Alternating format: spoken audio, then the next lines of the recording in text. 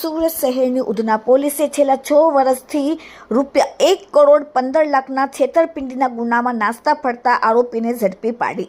Surat police commissioner Anupamsinh ગેહલોતના આદેશથી સમગ્ર સુરત શહેરમાં છેતરપિંડીના ગુનાઓમાં નાસ્તા ફરતા આરોપીઓને પકડી પાડવા માટે સૂચના આપેલ હતી.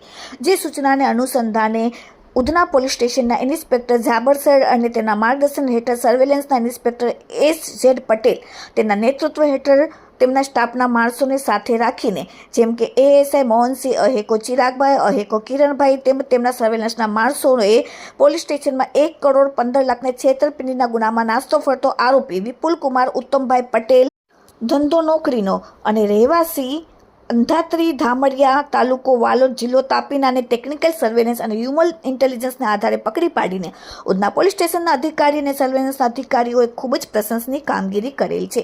Bureau report, daily India TV, Surat.